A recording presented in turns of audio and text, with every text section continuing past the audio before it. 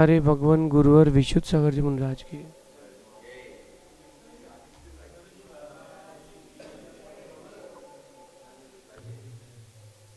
भव्य बंधु, यहाँ हम सभी अपने जीवन में सुख की अभिवृद्धि के लिए नीति के विषयों का श्रवण कर रहे हैं। सुख हर किसी को चाहिए, दुख किसी को नहीं चाहिए, लेकिन सुख के काम कर कितने लोग रहे हैं? सुख की प्राप्ति की क्रियाएं कर कितने लोग रहे हैं? व्यक्ति को लगता है कि हमारी इस क्रिया से हमें सुख मिलेगा, लेकिन विचार करना चाहिए कि सुख अधिक है कि दुख। जिसमें बहु अलाभ हो और अल्प लाभ हो, ऐसी क्रियाएं दूर से ही छोड़ देना चाहिए। जैसे एक जैन श्रावक सब्जी तो खाता है लेकिन मांस नहीं खाता, क्योंकि मांस खाने में बहु अलाभ है, सब्जी खाने में बहु लाभ है। लेकिन वो सब्जी भी ऐसी खाता है जिसमें बहुत हिंसा ना हो।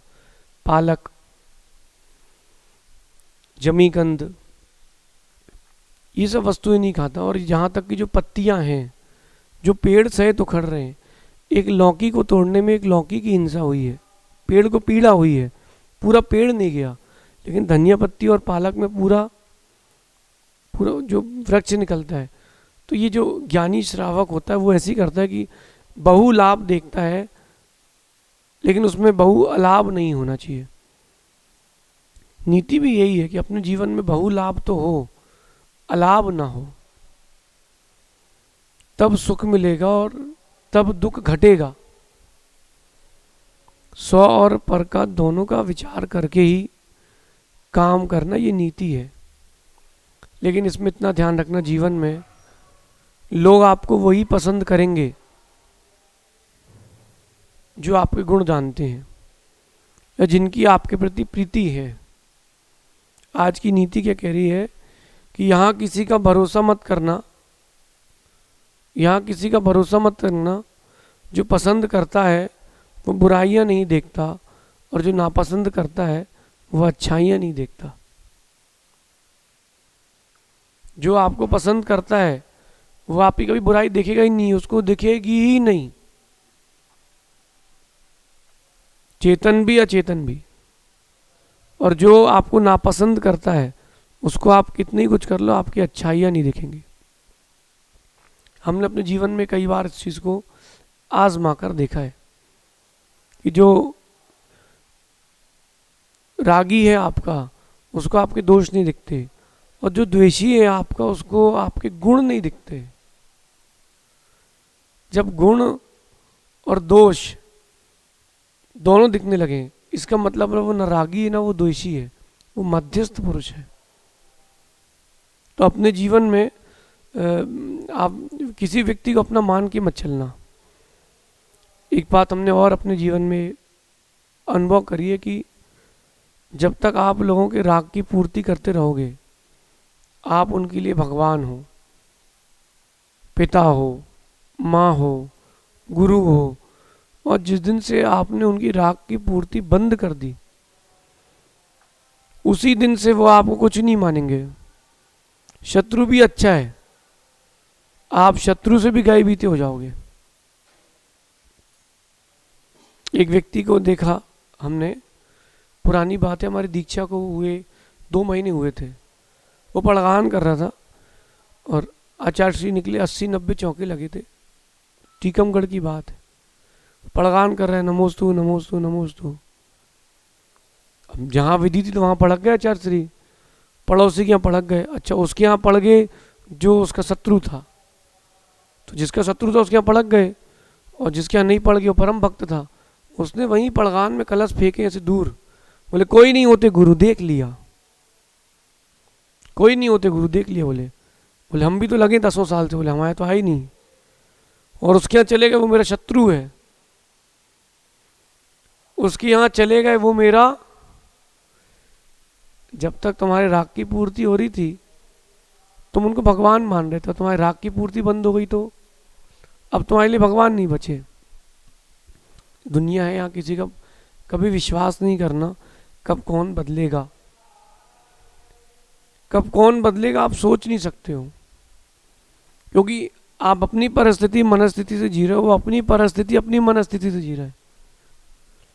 आप उसको सर्वथा गलत भी नहीं कह सकते, क्योंकि उसकी परिस्थिति मनस्थिति दूसरी है। जैसे कोई अजैन बंधु आया और हम मुद्रा लगाए हुए हैं और वो पैर छूना चाहता है, तो आप लोग क्या बोलते हो? एक साथ चल जाते, ए भैया ए भैया, क्योंकि उतने में वो छू लेगा नहीं, तो फिर वो पता मिले छुआ तो अंतराय हो गया, तो उसको क्या लग रहा है कि बड़े बहुत बड़े साधु हैं तो पैर तक नहीं छूने दे रहे।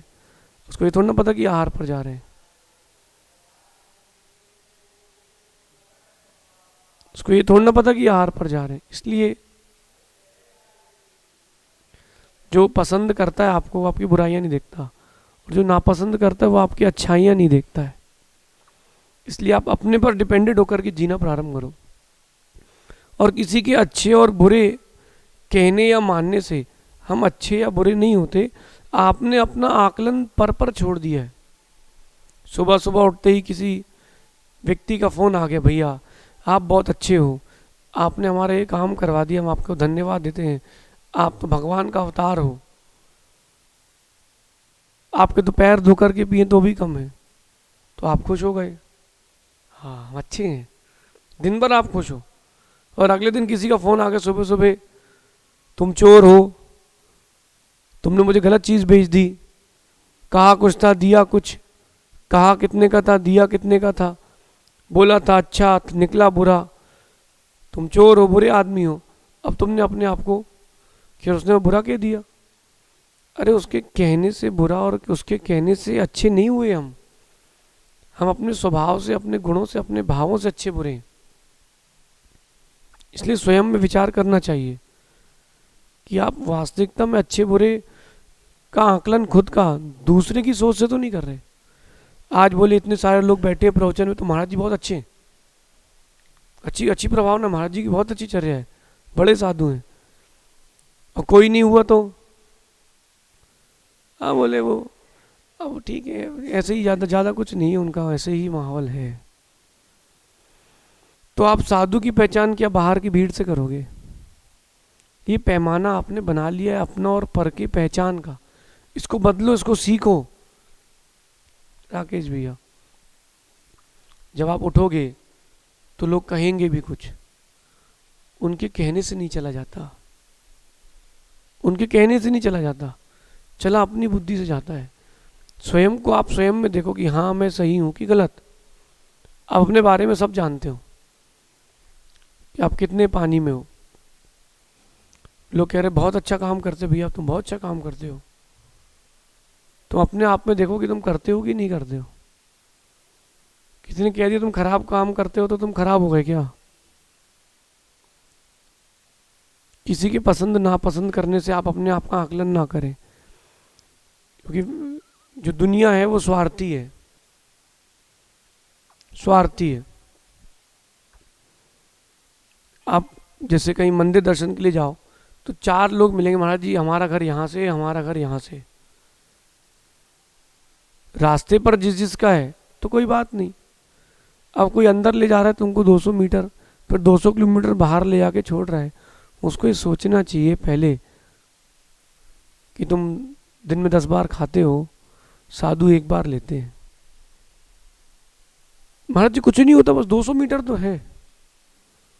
ये तो आपको लग रहा है ना, जाना है आना है, फिर उनकी क्रियाएं भी है। अच्छा वो इंसान तो है ही नहीं, साधु जो है वो इंसान नहीं, वो थकता ही नहीं, वो तो उनकी आदत, उनको काम क्या होता परिसर है। ये श्रावक को अपना विवेक लगाना चाहिए। एक बार हम आहार पर निकले सागर में, तो मंगलगिरी से उन्होंने पड़गान किया, हमें लगा कि सब विवेकी श्रावक होते हैं, तो पड़गा लिया और फिर मंगलगिरी के पर्वत से नीचे उतरे हम लोग। 1-1.5 किलोमीटर चल लिया हमने। फिर रास्ते में किसी ने पूछा बेटा कहाँ ले जा रहे हो? अंकल घर ले जा रहे हैं। उसका घर 3.5 किलोमीटर था। अच्छा, जब हम पड़ गए थे तब वो 11:15 बजे थे, और मंगलगिरी से मोराजी चौधरन बाई का मंदिर बाजार में। ठीक है, अपन तो चले गए, ठंडी का मौसम था, जब लौट के आए तो 1:40 हो गई थी। हमारे सामायिक में काल अतिक्रम हो गया। वहाँ पहुँचे, थके हारे गए, थके हारे लौटे, रात का स्वाध्याय नहीं हुआ, फिर जल्दी सो गए थे कम स्वाध्याय करके। श्रावक को अपने विवेक से काम करना चाहिए, एक मतलब एक मर्यादा। और अगर आप नहीं पढ़ गए तो बोलेगा हाँ भैया वो तो भक्तों क्या जाते हैं, ये चीज़ है। श्रावक को अपने विवेक से काम करना चाहिए कि कितने बज रहे हैं। अब जैसे वैयावृत्ति चल रही है और 10 बज गया है, कोई दुकान मंगल करके आया ही है, अब वो लेट हो गया, महाराज जी 5 मिनट और हम लेट हो गए हैं, तो उसको अपना लेट तो दिख रहा है, उसको ये नहीं दिख रहा कि साधु को 3 बजे उठना है। 10 मिनट में क्या हो जाएगा महाराज जी। और अगर उससे यही बात हम बोलते कि 10 मिनट पहले दुकान मंगल करते तो क्या हो जाता। वो महाराज जी ग्राहक खड़ा था। तो हर व्यक्ति जो है वो अपने स्वार्थ का ही सोचता है, इसलिए अब अपना आकलन किसी के कहने से ना करें।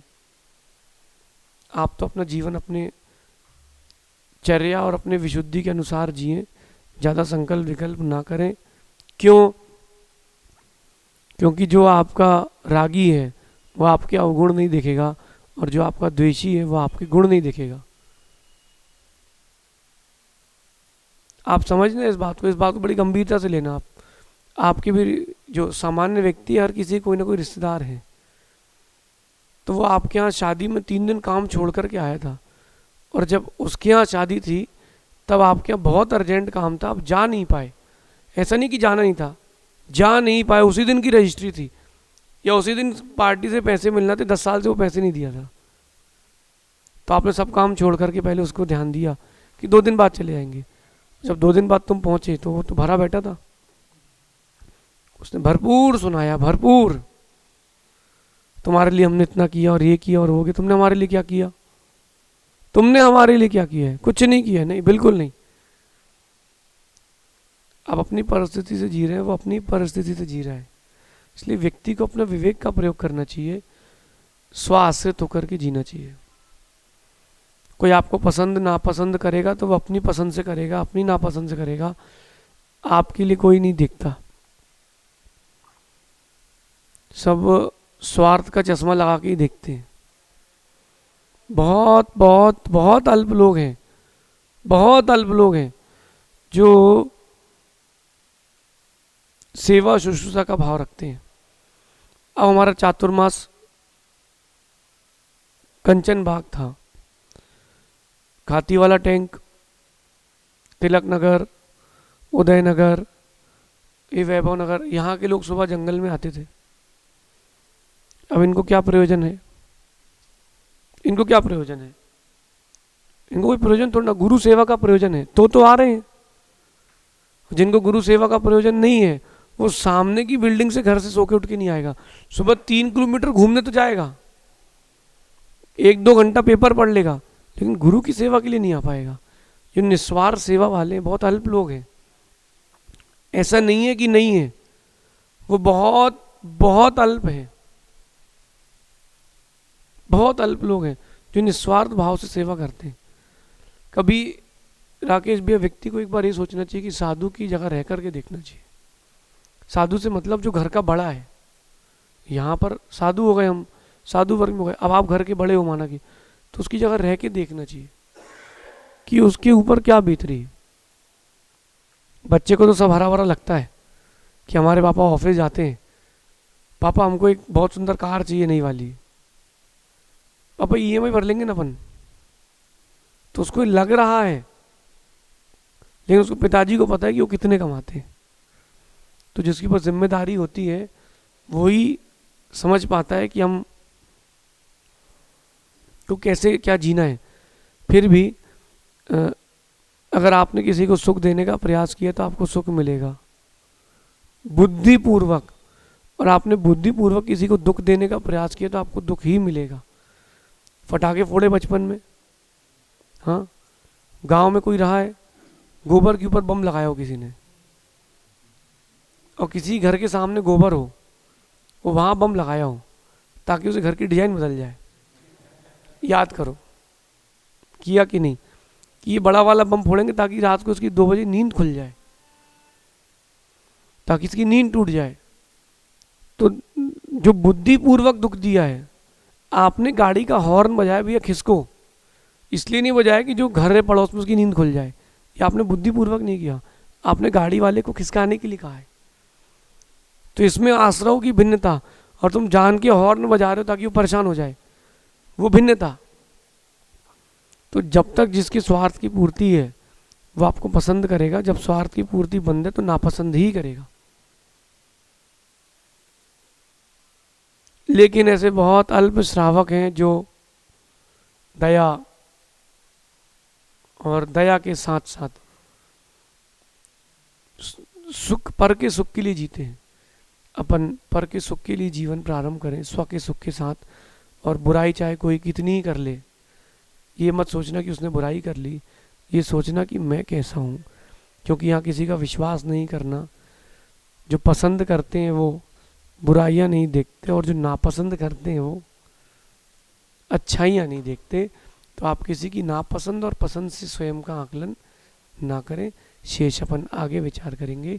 भगवान महावीर स्वामी की, आचार्य भगवान गुरुवर विशुद्ध सागर जी महाराज की।